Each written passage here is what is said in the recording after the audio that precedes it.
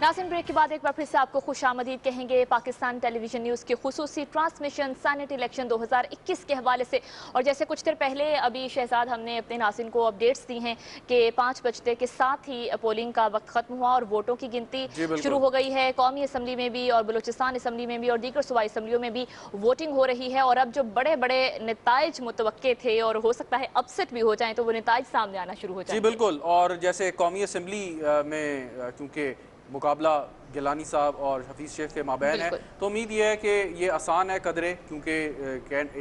एक कैंडिडेट, दो कैंडिडेट हैं, एक नशस्त है उसमें, और ये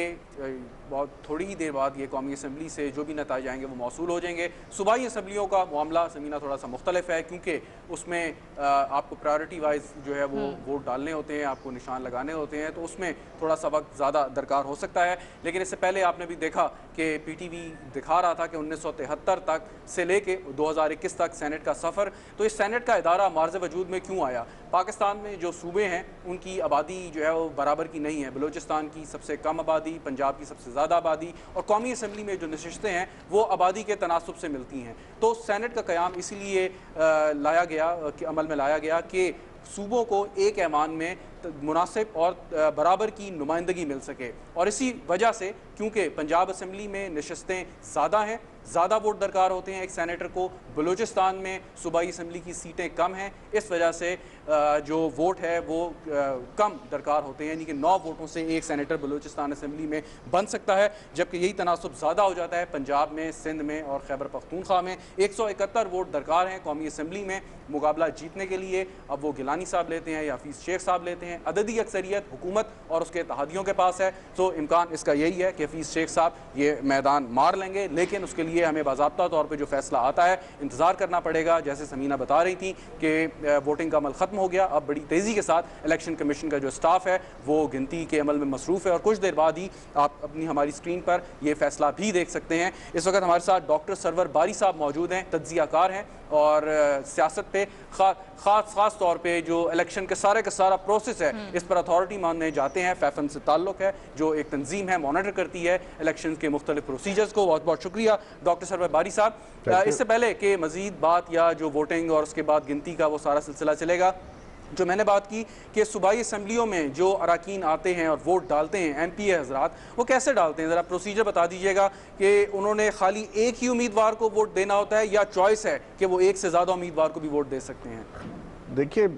जो हमारे यहाँ निज़ाम है सेनेट में वोट डालने का, वो थोड़ा कॉम्प्लिकेटेड है। उसमें यह है कि सिंगल ट्रांसफरेबल वोट जो है वो करना पड़ता है, और जितने भी उम्मीदवार सब जमातों की तरफ से होते हैं वो बैलेट पेपर पे सबके नाम होते हैं, और आपने अपनी तरजीह के मुताबिक वोट डालना है कि आपका नंबर 1 कौन है। तो आपने उस शख्स के नाम के सामने नंबर 1 लिख देना है। ठीक। और इसी तरह अगर आप चाहते हैं कि जो है वो दूसरे नंबर पर कौन हो, तो उसके आगे आप 2 दर्ज करेंगे।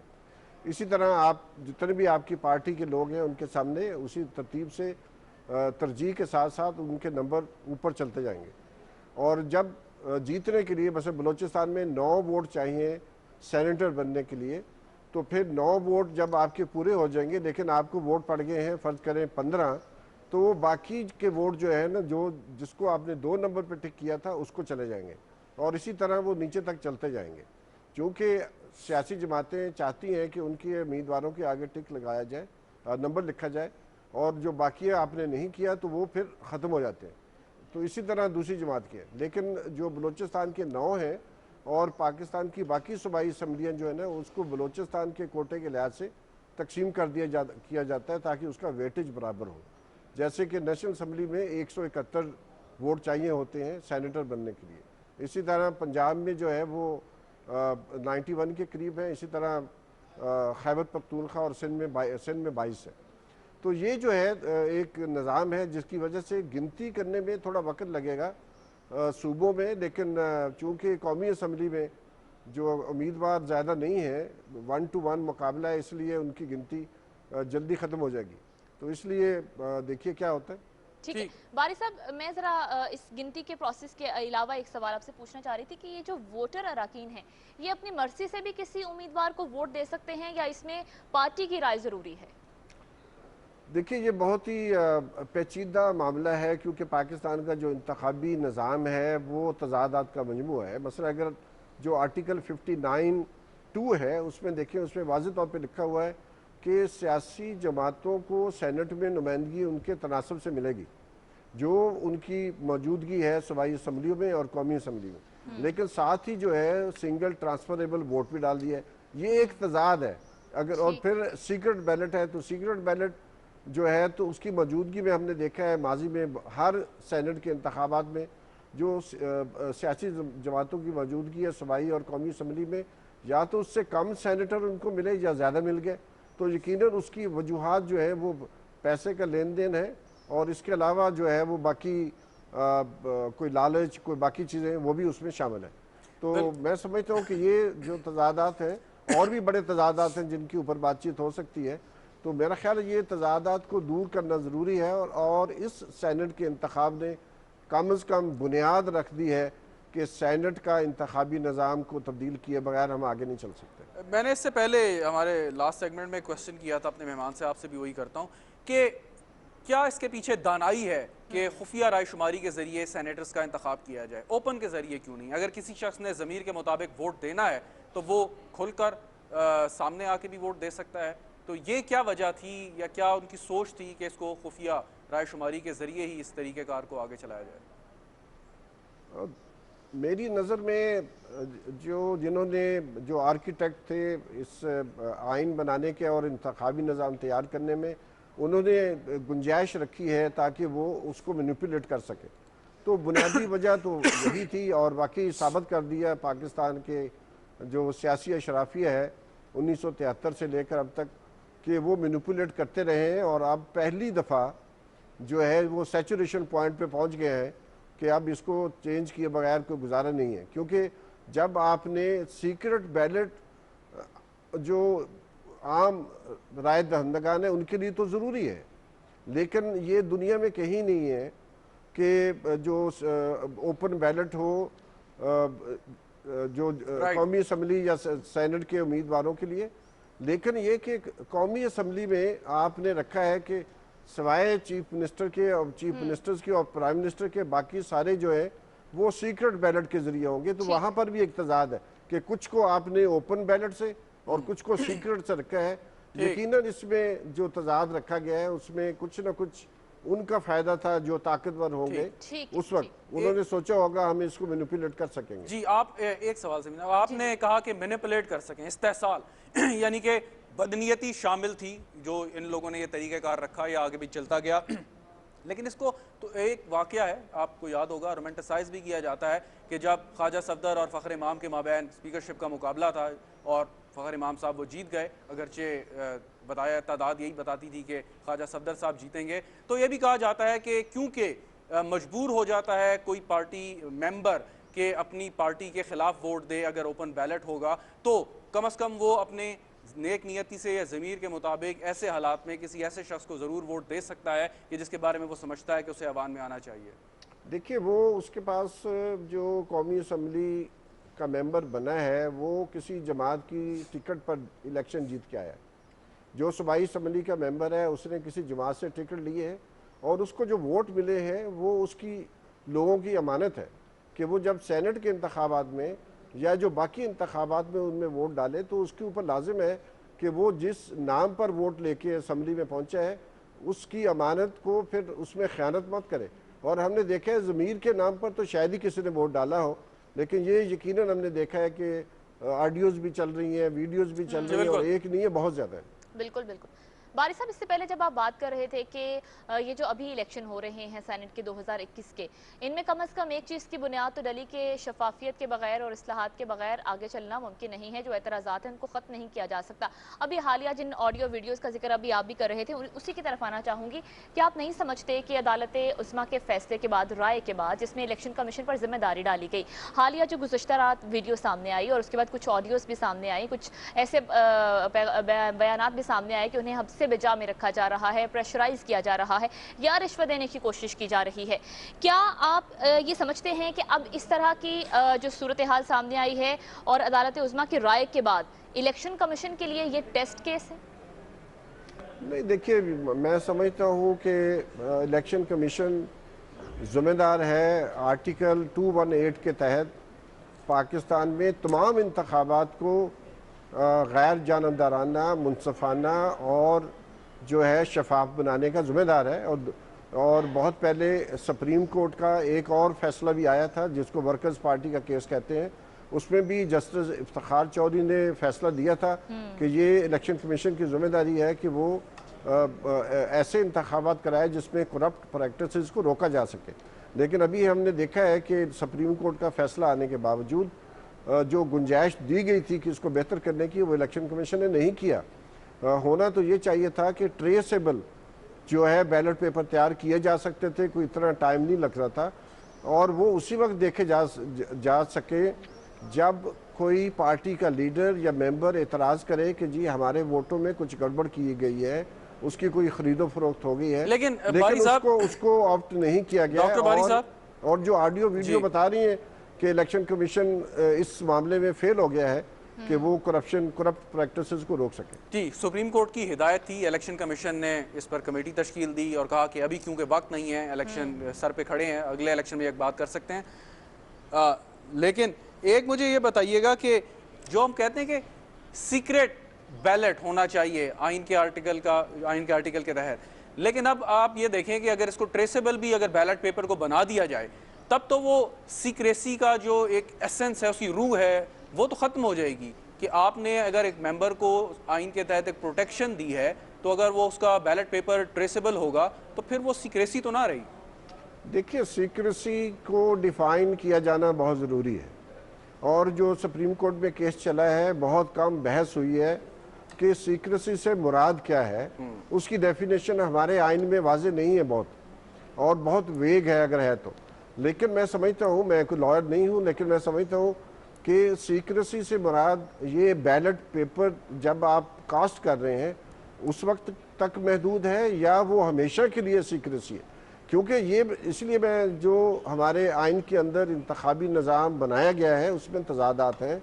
उनको दूर करना पड़ेगा। अगर आप दूर नहीं करेंगे तो लोग उसको मैनिपुलेट करते रहेंगे, इसलिए ये बहुत जरूरी है। सॉरी टू इंटरप्ट यू, एक ताज़ा तरीन अपडेट अपने नासिन के साथ शेयर करनी है। नासिन, ये मनाज़र हम आपको दिखा रहे हैं खैबर पख्तूनख्वा असम्बली के, जहां पर वोटिंग का अमल अभी जारी है, लेकिन जो अराकीन असम्बली के अंदर मौजूद थे वो वोट कास्ट कर रहे हैं। जो बाकी असम्बलियाँ हैं, कौमी असम्बली और जो बाकी असम्बलियाँ हैं, वहाँ पर वोटिंग का अमल ख़त्म हो गया है, लेकिन सिर्फ खैबर पख्तूनख्वा असम्बली के अंदर अभी वोटिंग का अमल जारी है। और अगर इससे पहले पूरे दिन भर की बात कर लें, शहजाद तो भी हमारे जो रिपोर्टर्स वहां मौजूद थे, लाइव हमें अपडेट्स दे रहे थे, उनका भी यही बताना था कि खैबर पख्तूनख्वा असम्बली में चूंकि ज़्यादा वोटिंग भी नहीं होना थी, लेकिन उसके बावजूद भी दिन भर यही देखा गया कि जो वोटिंग का अमल था वो ज़रा सुस्त रवि का शिकार रहा। और अभी भी जो सूरत हाल है 5 बजने के बाद जो अरकान असम्बली के अंदर ही मौजूद थे खैबर पख्तूनख्वा असम्बली के, वो अभी भी अपना वोट कास्ट कर रहे हैं। और नेशनल असम्बली और जो दीगर असम्बलियाँ हैं वहाँ पर वोटिंग का अमल खत्म हो गया है, पोलिंग का अमल खत्म हो गया है और वोटों की गिनती जारी है। एक बार फिर से अपनी गुफ्तगू के सिलसिले को आगे बढ़ाते हैं। हम बात कर रहे थे डॉक्टर सरवर बारी साहब से। बारी साहब, जिस तरह से हम शफाफियत के हवाले से बात कर रहे हैं, अगर मौजूदा सूरत हाल की बात कर ली जाए, आप क्या देखते हैं सेनेट में किस पार्टी की अक्सरियत आप समझते हैं कि वो ज़्यादा है? और अगर हुक्मरान जमात की बात की जाए तो उनके लिए कितना ज़रूरी है अक्सरियत में रहना, ताकि आगे चल के लेजिस्लेशन में उन्हें कोई रुकावट का सामना या हर्डल का सामना ना करना पड़े? देखिए, मेरा ताल्लुक है free and fair election network से। हम इलेक्शन ऑब्जर्व करते हैं और कोशिश करते हैं पूरी कि हम कोई ऐसी राय ना दें जिससे लगे कि हम कोई जानबदाराना राय दे रहे हैं। लेकिन ये कि जैसे कि 59(2) में लिखा है कि मुतनासिब नुमाइंदगी जो है उसका इजहार सेनेट में होना चाहिए। जी बिल्कुल। तो अगर वो नहीं होता तो इसका नतीजा यही है, इससे नतीजा हम यही निकाल सकते हैं कि हॉर्स ट्रेडिंग हुई है। और मैं ज़मीर के वोट की इसलिए बात नहीं करता हूँ कि आज तक ज़मीर का वोट सेनेट के इंतखाबात में इधर से उधर नहीं हुआ, कोई ऐसा हमारे पास शवाहद नहीं है। रुपए लेने के तो वीडियोस भी हैं, लेकिन ज़मीर के नाम पर वोट डालने का शायद ही कोई ऐसा। लेकिन डॉक्टर साहब, लेकिन आपने कहा कि वीडियोस हैं, لیکن یہ بھی دیکھا گیا کہ اگرچہ کچھ سیاسی جماعتوں نے خاص طور پہ ابھی پاکستان تحریک انصاف نے ان ممبران کو فارغ کیا جن کے بارے میں اطلاعات تھیں کہ انہوں نے پیسے لے کے ووٹ ڈالا، لیکن کوئی بھی سزا یافتہ نہیں ہے، کوئی بھی ایم پی اے ہو، کسی کو عدالت میں یا الیکشن کمیشن سے کوئی اس طرح کی سزا نہیں ملی کہ ہاں جی آپ پہ یہ ثابت ہو گیا کہ آپ نے پیسے لیے تھے اور اب آپ کو یہ سزا دی جاتی ہے، آپ ڈسکوالیفائڈ ہیں یا وٹ ایور۔ دیکھیے نہ صرف یہ بلکہ جو ریٹرننگ آفیسرز اور پولنگ پریزائڈنگ آفیسرز ملوث ہوتے ہیں، ہمیں پتہ ہے، ہم الیکشن آبزرو کرتے ہیں، بہت سارے کیسز آتے ہیں، آج تک کسی بھی سرکاری افسر کو یا جو ہے کرپٹ پریکٹسز میں جو انوالو لوگ ہیں ان کو سزا نہیں دی گئی، اور یہ بھی الیکشن کمیشن کی ایک کمزوری ہے۔ اور میں سمجھتا ہوں کہ اگر الیکشن کمیشن چاہتا ہے کہ وہ اپنی رٹ قائم کرے تو اس کے لیے ضروری ہوگا کہ اگر ثابت ہو جاتا ہے کہ جو ویڈیو کل سے چل رہی ہے یا اس سے پہلے ایک ویڈیو نکلی تھی اس میں لوگ ملوث ہیں پیسے کی خرید و فروخت میں، تو ان کو سزائیں دینی چاہیے۔ وہ کرپٹ پریکٹسز ہیں، ان کو ڈسکوالیفائی کرنا چاہیے، وہ آرٹیکل 62 اور 63 پر پورے نہیں اترتے۔ تو اس لیے یہ ڈیمانڈ سول سوسائٹی کی طرف سے آنی چاہیے، میڈیا سے آنی چاہیے، انٹیلیجنسیا سے آنی چاہیے، اور یہ پریشر بلڈ اپ ہونا چاہیے۔ تو آپ کے خیال میں یہ سینیٹرز کا جو انتخاب ہے، جو طریقہ کار ہے، یہ بھی تبدیل ہونا چاہیے؟ آپ نے جیسے کہا کہ متناسب نمائندگی ہونی چاہیے، تو اس کا مطلب ہے کہ اگر آئین کے اس آرٹیکل کو انٹرپریٹ کر کے مزید اس پر جو لیجسلیشن کر دی جائے تو پھر تو یہ سینٹ کا الیکشن جو ہے، انتخاب جو ہے، اس کی بھی شاید ضرورت نہ پڑے۔ آپ کی جو سیاسی جماعتوں کی نمائندگی ہے صوبائی حکومت یا قومی اسمبلی میں، اس کے حساب سے آپ ان کے پرائورٹی وائز سینیٹرز چن لیں، جیسے مخصوص نشستوں پہ خواتین کا انتخاب ہوتا ہے۔ بالکل، میں سمجھتا ہوں کہ سب سے اچھی بات تو یہ ہوگی کہ سینٹ کے انتخابات کا چناؤ عوام کرے، جیسے وہ قومی اور صوبائی اسمبلیوں کے ممبران کا کرتی ہیں۔ امریکہ میں اگر آپ دیکھیں تو وہاں پر چھوٹی سے چھوٹی ریاست کے بھی 2 سینیٹر ہیں، اور بڑی جہاں کروڑوں ووٹ جہاں پر ہیں وہاں پر بھی 2 ہیں۔ تو اگر ووٹ ڈالے جا سکتے ہیں، اگر پاکستان کے عوام 8 کروڑ جو ووٹر ہیں وہ ووٹ ڈال سکتے ہیں، تو وہ ایک اور بیلٹ پیپر ان کو اس وقت دے دیا جائے تاکہ وہ پھر قومی اسمبلی کا بھی ووٹ ڈال رہے ہوں، صوبائی اسمبلی کا، اور تیسرا سینٹ کا ووٹ ہو، تو کوئی ایکسٹرا خرچہ جو ہے بہت زیادہ نہیں ہونے والا۔ اس لیے لیکن ہمارا جو پارلیمنٹ ہے وہ زیادہ ریپرزنٹیٹو ہو جائے گی۔ لیکن اس کے ساتھ میں یہ بھی چاہتا ہوں کہ ہمارا خیال ہے کہ جو ہمارے انتخابی نظام کی جو جڑ ہے بیماری کی، وہ بنیادی طور پر جو انگلش الیکٹورل سسٹم ہے وہ ہے، جو کہ فرسٹ پاس دی پوسٹ ہے، اور اس کے مطابق میں ابھی آپ سے شیئر کر رہا تھا کہ صرف 2% ایسے ممبران ہیں اسمبلیوں میں جن کے پاس 50% سے زیادہ پولڈ ووٹ ہے، اور 98% ممبران اسمبلی کے پاس 25% سے زیادہ پولڈ ووٹ نہیں ہے، تو وہ بھی ریپرزنٹیٹو نہیں ہے۔ ہمارے کروڑوں ووٹ جو ہیں وہ ضائع ہو جاتے ہیں، ان کی کوئی نمائندگی ہوتی ہی نہیں ہے اسمبلی میں۔ اس لیے میرا اپنا خیال ہے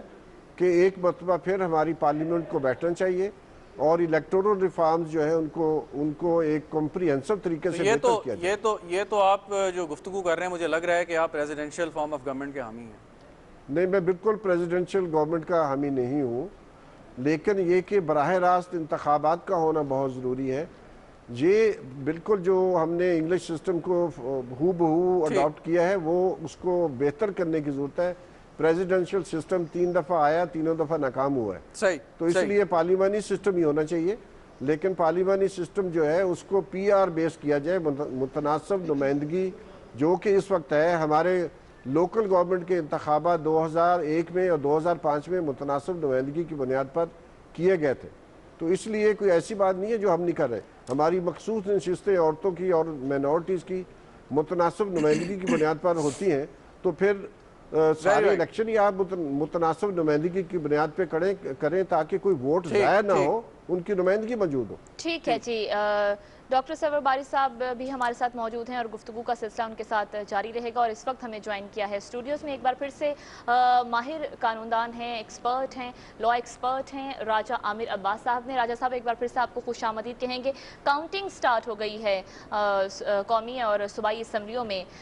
کس طرح سے آپ دیکھ رہے ہیں یہ ساری صورتحال کو؟ ایک تو اور اس سے پہلے جیسے ہم بات کر رہے تھے کہ وہ لوگ جو اپنا ضمیر بیچ دیتے ہیں ان کے خلاف कार्रवाई हुई, हमने देखा पाकिस्तान तहरीक इंसाफ ने कुछ अपने अरकान को पनिश किया, लेकिन उस तरह से ट्रेंड सेट नहीं हो पाया माजी में भी। क्या कानून क्या कहता है, क्या सज़ा होनी चाहिए ऐसे लोगों के लिए जो पैसे की वजह से अपना वोट बेच देते हैं या ज़मीर बेच देते हैं? क्या ट्रेंड सेट होना चाहिए? देखिए, दो बातें हैं। एक तो अगर हम देखते हैं कि जो सेनेट के इलेक्शंस हैं उसमें पार्टी पॉलिसी के खिलाफ वोट देना कोई कानूनी तौर पे जुर्म नहीं है। जैसे कि डिफेक्शन क्लॉज है आपकी आर्टिकल 63, उसमें पार्टीज को पाबंद किया गया है कि अगर मनी बिल है, प्राइम मिनिस्टर का इलेक्शन है, वज़ीर आला का इलेक्शन है, वहाँ पे पार्टी लाइंस के खिलाफ अगर आप वोट देंगे तो आपकी डिस्क्वालिफिकेशन आ जाती है। लेकिन सेनेट के इलेक्शंस में कोई इस किस्म की डिस्क्वालिफिकेशन नहीं है। तो अगर कोई शख्स अपनी पार्टी के खिलाफ वोट देता है और उसका ज़मीर अगर जागता है, तो ज़मीर हमारे यहाँ अनफॉर्चुनेटली छुप के जागता है। ये बड़ा गलत काम है कि वो अंधेरे में जागता है और लाइटें ऑफ करके वीडियोस बनती हुई ज़मीर जागता हुआ हमें नज़र आता है। जिस शख्स का हमने माजी में देखा है, अगर आप हिस्ट्री को देखें, जो ज़मीर जागता है तो फिर वो एलानिया ज़मीर जागता है। वो अपनी पार्टी को कहता है कि जनाब मैं इस शख्स को वोट नहीं करूंगा, मैं बी को करूंगा। और यही पॉलिसी अगर आप ज़मीर को सामने रखते हैं तो ज़मीर की फिर उसको इजाज़त ये भी दे दीजिए कि अगर उसको वज़ीर आज़म का कैंडिडेट पसंद नहीं है तो वो दूसरे को वोट दे दे। लेकिन वहाँ आपने एक कदगन लगा दी है। और नंबर 2 बात हो रही है कि जनाब पैसों के जो लेन देन होता है, व्हीलिंग डीलिंग होती है और इतने हैवी अमाउंट्स के एवज़ ज़मीर को बेचा जाता है, तो उसको पकड़ने के लिए जो मैकेनिज़्म है उसी की ये 20 रोज़ तक एक्सरसाइज सुप्रीम कोर्ट में होती रही। लेकिन अनफॉर्चुनेटली जो उसमें जजमेंट आई उसकी implementation election commission of Pakistan ने जो आईने पाकिस्तान की रूह के तहत करनी थी, या जो उनकी उसमें प्रोविजंस मौजूद हैं जो powers election commission of Pakistan को दी गई हैं, वो नाकाफ़ी उन्होंने इस्तेमाल की और अपनी जो पावर्स हैं उनके बारे में वो खामोशी से सोते रहे। बल्कि हमें याद है कि जब ये केस चल रहा था तो पहले दिन जब चीफ इलेक्शन कमिश्नर और इलेक्शन कमीशन को बुलाया गया तो उनसे एक बात कही गई थी कि मुल्क में हर शख्स जानता है कि सेनेट के इलेक्शंस में इतने पैसा करोड़ों रुपए का चलता है। तो ऐसी सूरत हाल में आपकी जो कि एक आईनी वो है रिस्पॉन्सिबिलिटी है कि आप इसको रोकें। आप एक खामोश तमाशाई नहीं बन सकते। लेकिन इसके सिलसिले में हमने देखा कि कल से जो वीडियोस आई हैं सामने, इलेक्शन कमीशन ने कुछ नहीं लिया। और अगर इसको आप पकड़ेंगे भी तो मैंने जैसे आपसे कहा कि इसको कानूनी तौर पे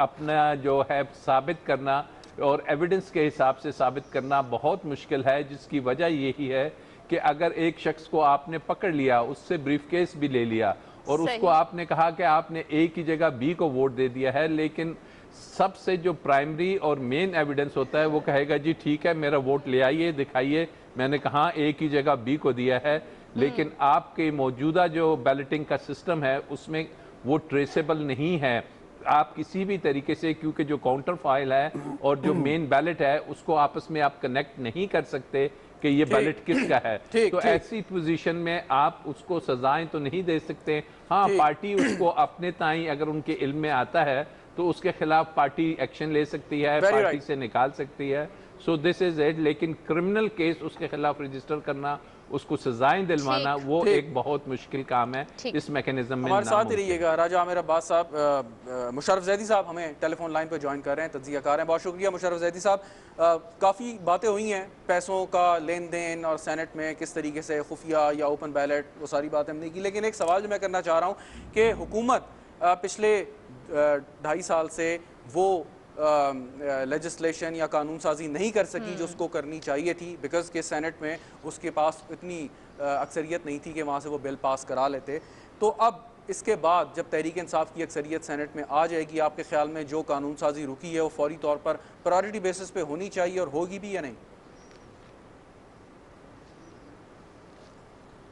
मुशर्रफ जैदी साहब, आपको आवाज़ आ रही है? मुशर्रफ जैदी साहब से राब्ता शायद मुनक़ता हो गया। डॉक्टर साहब आपसे सवाल कर लेता हूँ। डॉक्टर सरवर बारी साहब, यही सवाल आपसे डॉक्टर साहब कि अब जो नंबर गेम चेंज हो जाएगी सेनेट में और हुक्मरान जमात क्या वो जो कानून साजी जिस अंदाज में या जिस तेज़ी के साथ वो करना चाह रहे थे अब कर पाएंगे? देखिए, जो हुकूमती पार्टी ने जो इलेक्टोरल रिफॉर्म के लिए कोशिश की है उसमें कोई बहुत फंडामेंटल तब्दीलियों की बात नहीं है, उसमें सिर्फ ओपन बैलेट की बात है। तो इसलिए मैं समझता हूँ कि ये ब्रॉडर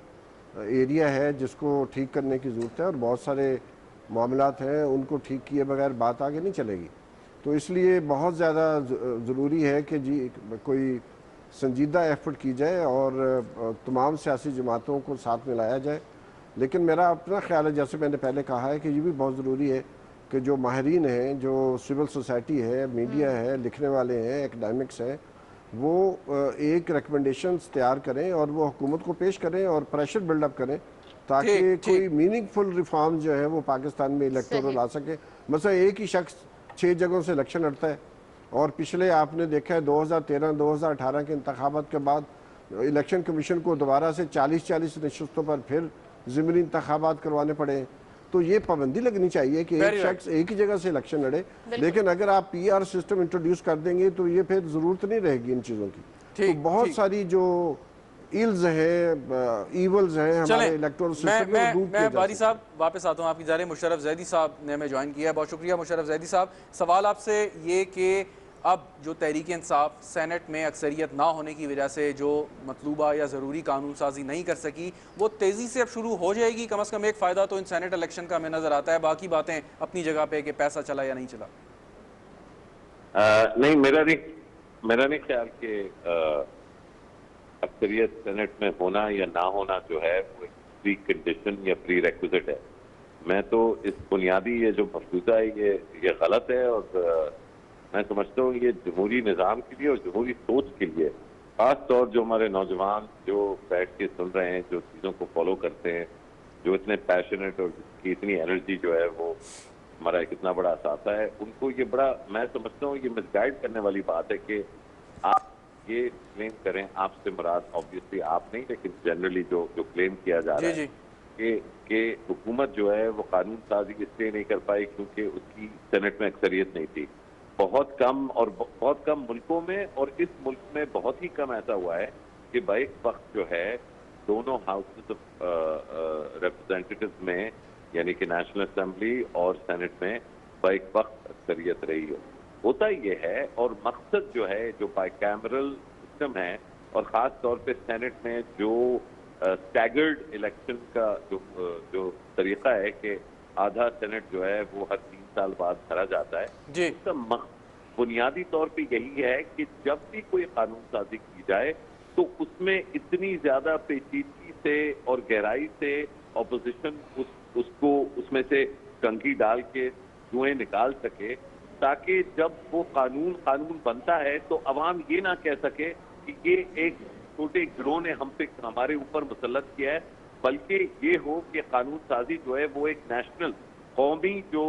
उमंगे हैं उसकी नुमाइंदगी कर सके। तो मैं समझता हूँ ये बड़ा खतरनाक है कि हमने ये एक नॉर्म बना लिया है कि हम ये कह रहे हैं कि जी कौमी असेंबली में और सेनेट में जब तक अक्सरियत नहीं होगी तो कानून साजी नहीं हो सकती। नहीं, अगर आप गालम गलोच से, कानून साजी और बदमाशी से और जबरदस्ती से समझते हैं कि आपकी बात मनवाई जा सकती है, और आप ये तो बड़ी आइडियल सी बात कर रहे हैं ना, उसके लिए तो एक अच्छी वर्किंग रिलेशनशिप अपोजिशन और हुकूमत के माबैन जरूरी है। और अगर मैं आइडियल बात नहीं कर रहा, मैं बात कर रहा हूँ जो जमहूरी निज़ाम है उसकी बुनियाद ही वर्किंग रिलेशनशिप है अपोजिशन और हुकूमत के दरमियान। अगर हम कोई एक ऐसी हुकूमत लाते हैं टू एन इलेक्शन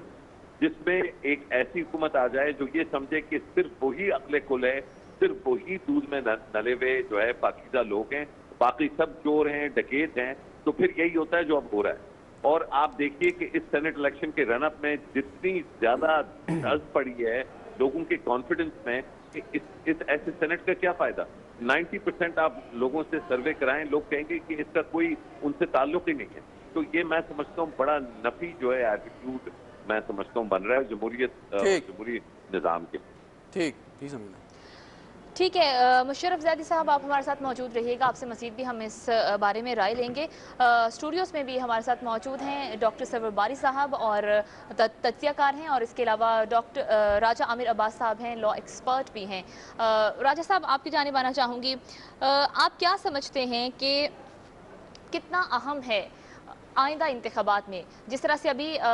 बात कर रहे थे मुशर्रफ ज़ैदी साहब भी कि ऐसा नहीं है कि अगर हुकूमत कोई लेजिस्लेशन करना चाहे और तो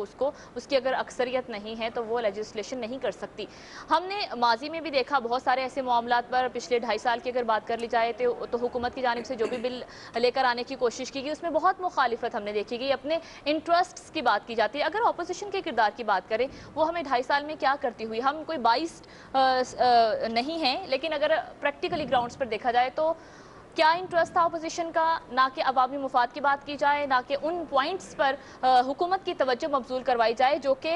हल तलब हैं, उसके ऑपोजिट ही हमने होते देखा। तो कितना ज़रूरी समझते हैं कि अक्सरियत होना अब पाकिस्तान तहरीक इंसाफ की हुकूमत के लिए ज़रूरी है, क्योंकि 2.5 साल रह गए, उन्हें अपनी कारकर्दगी बेहतर करनी है और जो फ्लॉज हैं उनको ठीक करना है लेजिस्लेशन के ज़रिए। देखिए, मुशर्रफ ने बात की कि जनाब अगर अक्सरियत हो भी तब भी ऐसे लेजिस्लेशन, लेकिन अगर हम माजी में देखते हैं तो जहाँ पे इनकी जो हमारी क़यादत है या जो सो कॉल्ड लीडरशिप है, जब उनकी पर्सन स्पेसिफिक या ज़ाती लेजिस्लेशन की ज़रूरत होती है तो हमें नज़र आ गया कि जी आइन में भी तब्दीली आ जाती है। आपको याद होगा कि 2 दफ़ा इससे ज़्यादा वज़ीर आज़म नहीं बन सकते, लेकिन मियाँ नवाज शरीफ के लिए उन्होंने ये शिक ख़त्म कर दी गई और 3 दफ़ा फिर जब ये इलेक्शन एक्ट 2017 आया तो मियाँ नवाज शरीफ नाअहल हो गए इस सियासत से, पब्लिक ऑफिस होल्ड करने से, लेकिन उन्होंने रातों रात इलेक्शन एक्ट 2017 में सेक्शन है 103 में अमेंडमेंट की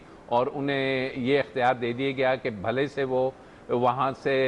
नाअहल हो चुके हैं लेकिन वो पार्टी सदारत कर सकते हैं। तो ये अमेंडमेंट्स तो वो इतने मज़े से ले आते हैं, लेकिन जहाँ पे आपका हमारा मफाद की बात होगी, जैसे फैटिफ का मामला ले लें अभी हाल ही फैटिफ में आप देखिए ब्लैकमेलिंग होती रही और उसके बाद जो लेजिस्लेशन की बात होती है, अब इनको लेजिस्लेशन चाहिए कि जनाब जो इस मुल्क में अकाउंटेबिलिटी के कवानीन हैं उसमें ऐसी उन्होंने लेजिस्लेशन प्रपोज कर दी अपोजिशन ने कि आपने अकाउंटेबिलिटी ब्यूरो को या अकाउंटेबिलिटी के कवानीन को एक टूथलेस टाइगर बना के रख दिया कि जिसके पास कोई इख्तियार नहीं होगा इस मुल्क में, एहतसाब जो सा है वो नहीं होगा बल्कि लाइसेंस टू करप्शन देने के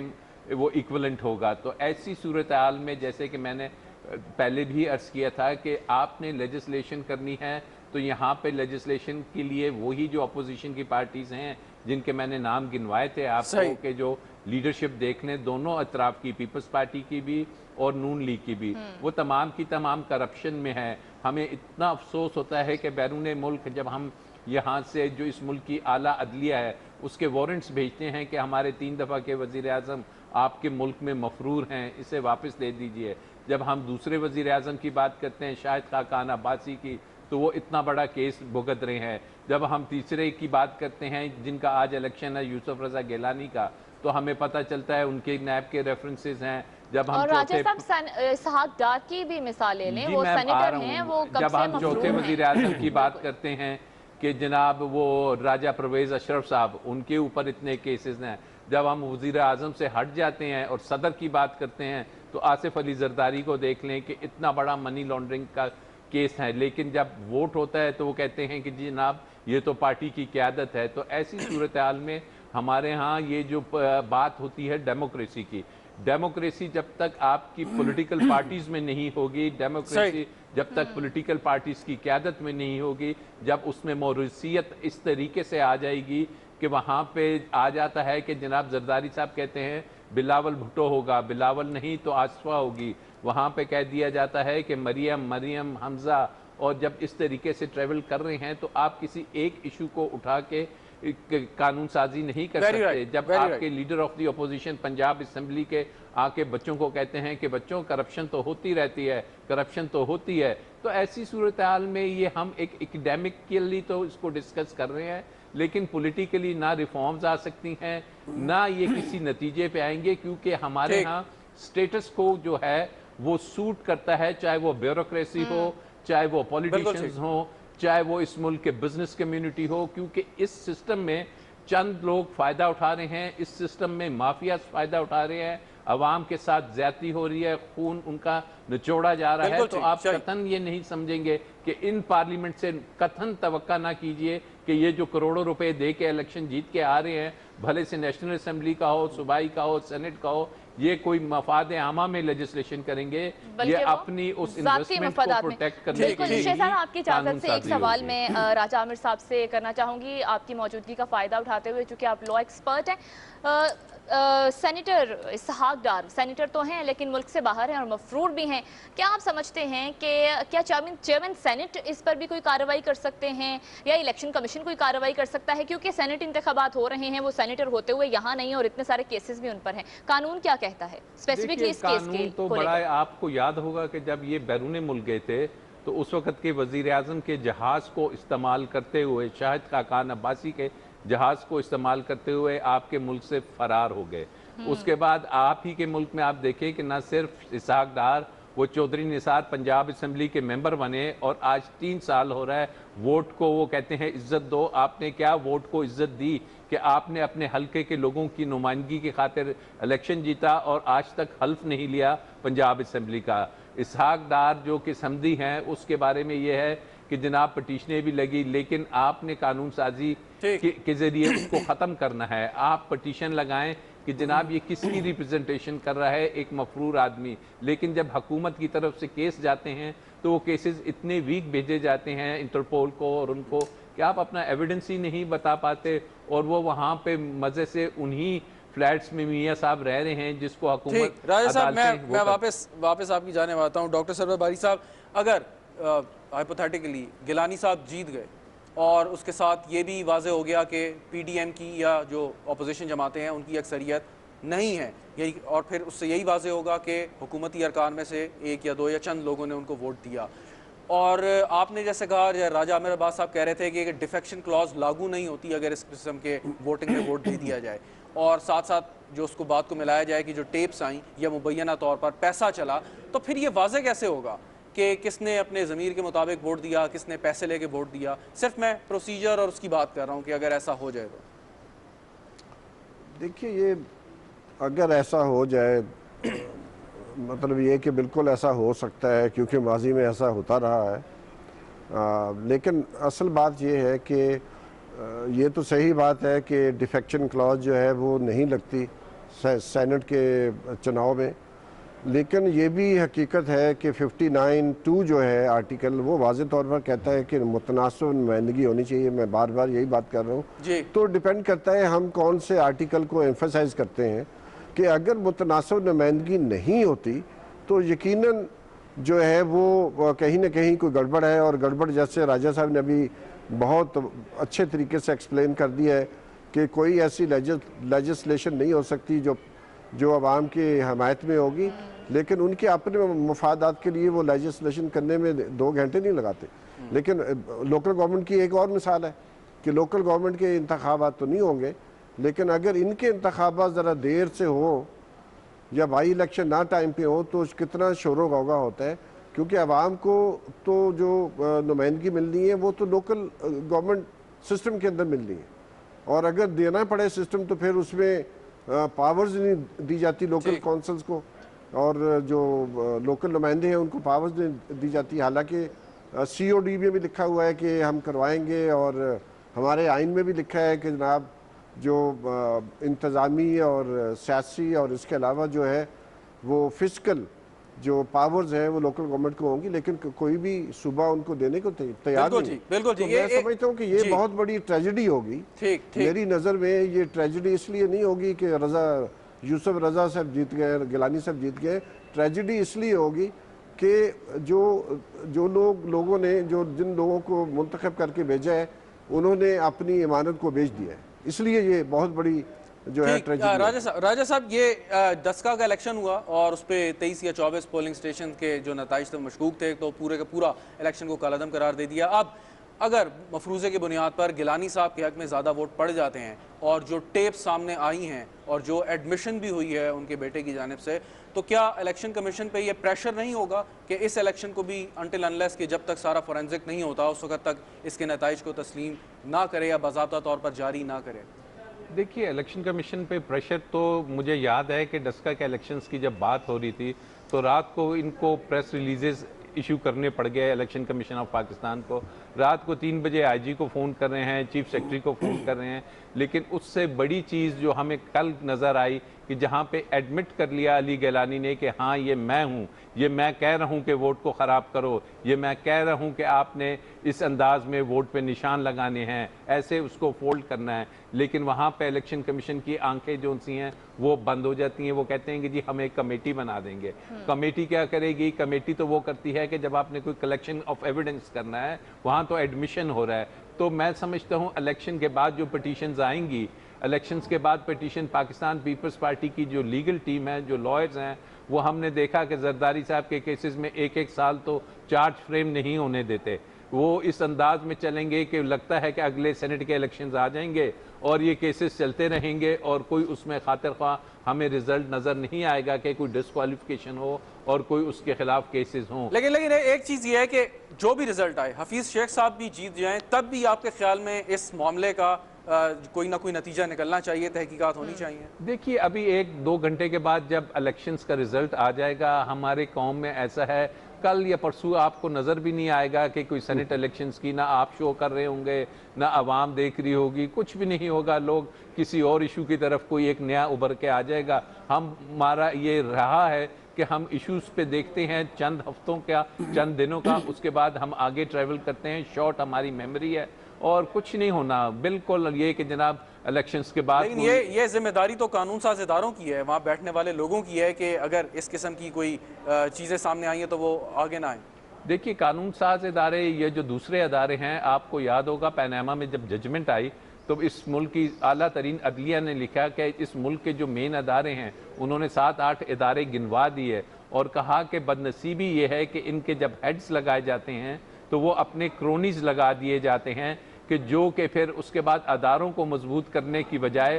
وہ حکومتوں کو مضبوط کرتے ہیں. جب آپ کے ادارے مضبوط نہیں ہیں، جب آپ کے اداروں کو فضل الرحمان جیسے لوگ آ کے کہتے ہیں کہ ہم اداروں کو ختم کر دیں گے، تو ایسی صورتحال میں آپ ایکسپیکٹ نہ کریں کہ ادارے اتنے مضبوط ہیں کہ وہ کوئی ڈیسیژن لے لیں گے. Very right. مشرف زیدی صاحب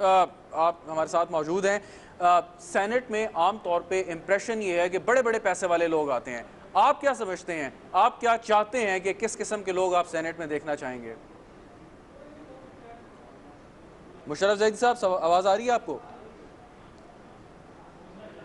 رابطہ منقطع ہو گیا. ڈاکٹر باری صاحب یہی سوال آپ سے کہ جو سینٹ کا ایک امپریشن بن گیا نا کہ پیسہ پیسہ پیسہ، بڑے بڑے لوگ، بہت بڑے بڑے ان کی جائیدادیں ہیں اور مطلب جس بھی شعبہ زندگی سے ان کا تعلق ہو، ہونے کیسے چاہیے؟ ایسنس کیا ہے سینٹ کا؟ جیسے ہم کہتے ہیں ٹیکنوکریٹس ہوں، پڑھے لکھے لوگ ہوں اور وہ تمام چیزیں جو ایک ممبر قومی اسمبلی شاید نہ ڈیلیور کر سکے وہ سینیٹر کر لیں. دیکھیے یہ تو جیسے راجہ صاحب نے ابھی فرمایا ہے کہ جو ظاہر ہے جس کے پاس پیسہ ہے یا جو کرونی ہے وہی سینٹ میں جائے گا. اب معاملہ یہ ہے کہ ٹیکنوکریٹس کی جو سیٹس ہیں مجھے نہیں معلوم، لیکن راجہ صاحب تصحیح کر سکتے ہیں کہ اگر کوئی ٹریڈ یونین لیڈر ہے، اس نے 12 سال 20 سال اپنی زندگی ٹریڈ یونین میں لگائی ہے، تو کیا وہ ٹیکنوکریٹ کی ڈیفینیشن پہ پورا اترتا ہے؟ بالکل اترتا ہے. لیکن کبھی کیا کسی ہی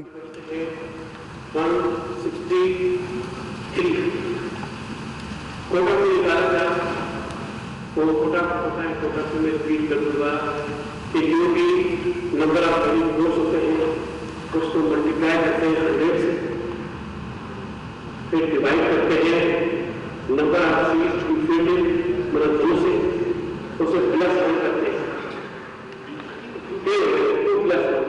پھر number of sets plus 1 that become 3. پھر جو کوشچن آتا ہے اس پر پلس کرتے ہیں واپس،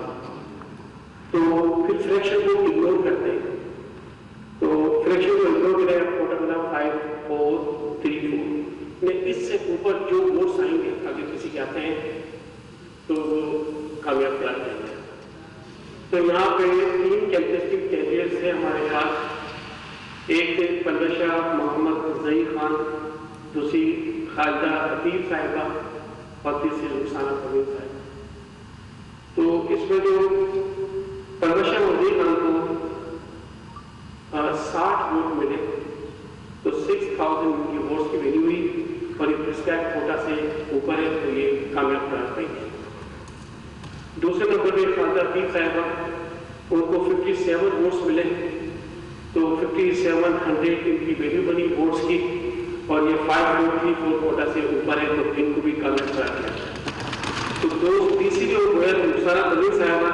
इनको मिले 46 वोट्स, तो 4600 वोट्स की वैल्यू है, ये कोटे से कम है। और सीटें हमारा 2 थी, तो अलहमदुलिल्लाह फर्स्ट काउंट में 2 खवातीन बाप कामयाब कराई गई, परवश मोहम्मद सईद खान और खालदा अतीफ साहब।